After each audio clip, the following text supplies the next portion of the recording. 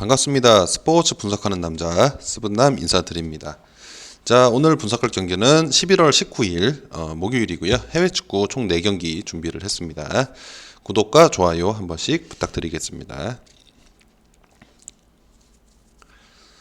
자, 요새 뭐 야구도 다 끝났고 국내 야구 한국 시리즈 현재 진행하고 있죠. 그리고 축구 네이션스 리그도 같이 진행을 하고 있는데 뭐 사실 국대 경기는 조금 어렵습니다. 일반 클럽보다도 좀 동기부여 측면도 좀 다소 낮고, 그리고 선수들 보호 차원하는 그런 로테이션도 좀 어느 정도 있기 때문에 참고하셔서 배팅하시면 좋을 것 같습니다.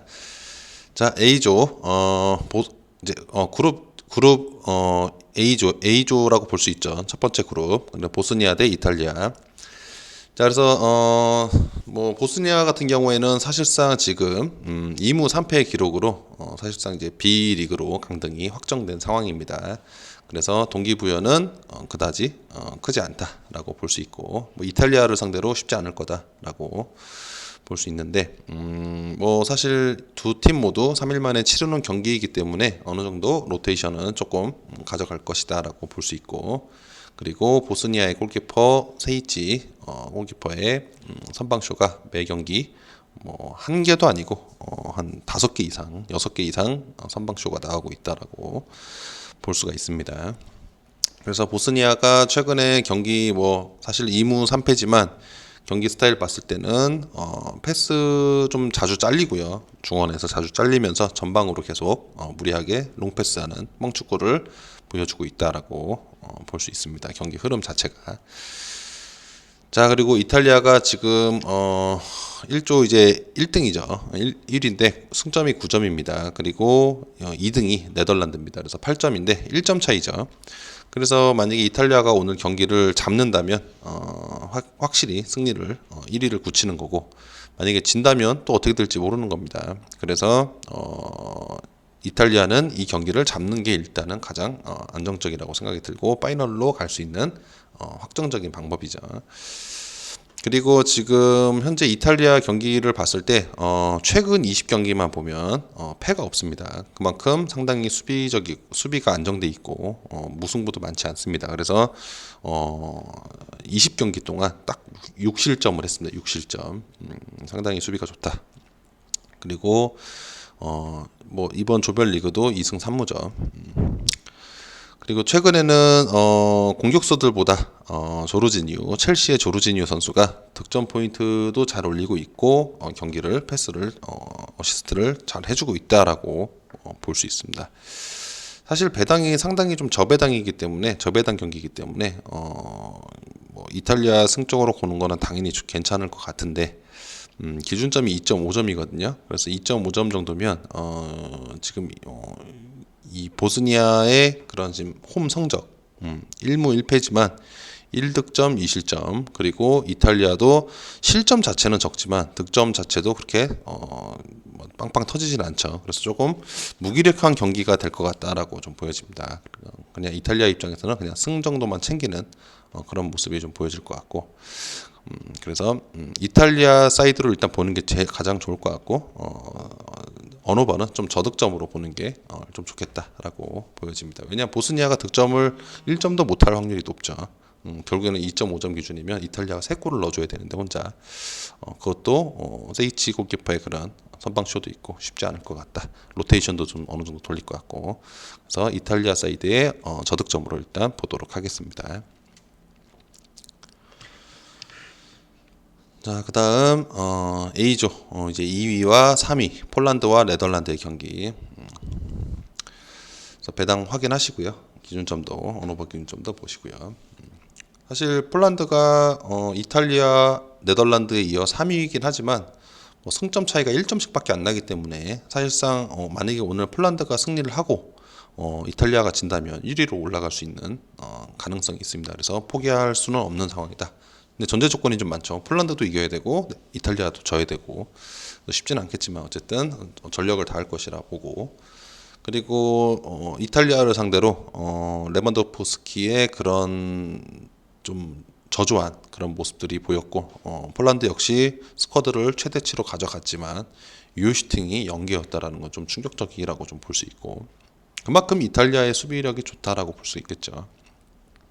최근 20경기에서 6실점에 하는 수비력이기 때문에 쉽지 않을 것 같고 그 다음에 고랄스키가 퇴장을 당했지만 사실상 이 폴란드 전체 전력으로는 큰 차이 거의 그 차이는 없습니다. 누수는 없다고 볼 수 있기 때문에 누구 미드필더 퇴장당했다 그래서 네덜란드로 가야겠다 이렇게 볼 정도는 아니라는 거죠. 카이라트라는 팀이 이제 카자흐스탄 팀입니다. 그래서 크게 눈여겨볼 정도는 아니고 그 다음에 이제 네덜란드를 보면 지난 이제 9월 5일날 이 폴란드를 상대로 홈에서 상대를 했었죠. 그래서 압박 축구를 시전을 하면서 점유율 65% 그러니까 폴란드는 35%밖에 못 가져간 거고 폴란드의 유슈팅을 딱 1회로 묶어서 승리를 했습니다. 그리고 네덜란드의 새 감독이죠. 데부어 감독이 지난 9월 24일 2달 전에 새로 부임을 했는데 그 뒤로 계속 승리를 못하고 무승부도 캐고 그러다가 결국에 마지막으로 최초로 승리를 했죠. 그래서 보스니아를 상대로 3대1 승리를 했습니다. 그래서 어쨌든 감독 입장에서는 첫 승리를 맛본 거고 그리고 이제 그 결장도 좀 있는데 베르바인 공격수 베르바인 수비수 반다이크 데 리흐트 그리고 주전 골키퍼 실레센 선수 실리센이라는 사람도 있고 실레센이라는 사람도 있는데 실레센이 맞는 것 같아요. 실레센 선수가 그런 부재를 면하지 못할 거다. 출전이 불가능하다라고 봅니다. 그래서 사실 전력상에서는 네덜란드가 우위에 있는 건 맞지만 이 폴란드도 충분히 그런 저력이 좀 있다고 봅니다. 특히 홈일 때 지금 홈 성적을 봤을 때는 1승 1무에 3득점 0실점인데 역시 폴란드가 좀 저력이 있다.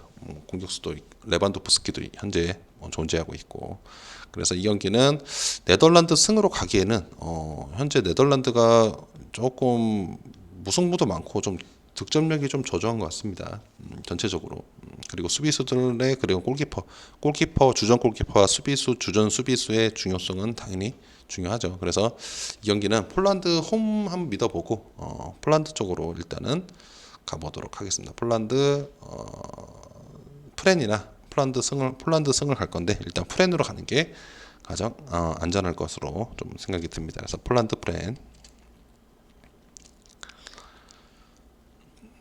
다음은 이제 벨기에와 덴마크. 그래서 이제 비조 경기인데 일단 벨기에는 4승 1패, 홈일 때 2승 7득점 1실점이고 덴마크가 3승 1무 1패 2승 4득점 0실점. 그래서 순위 1위와 2위답게 좀 매치가 조금 타이트할 것 같다라고 일단 느껴지고 그래서 잉글랜드 경기에서 2대 0으로 전체적인 경기 흐름, 주도권 그런 슈팅 횟수나 공격 횟수나 점유율 전체적으로 다 밀렸지만 어쨌든 2대 0으로 승리를 했고 그리고 이 덴마크를 상대로 원정에 가서 덴마크 홈일 때 유효 슈팅 6대 1로 우세한 경기를 보였지만 어쨌든 덴마크를 좀 꽁꽁 묶었다. 전체적인 경기를 지배를 했다라고 보여지는데 이제는 홈 원정이 바뀌었죠. 이제는 벨기에가 홈입니다.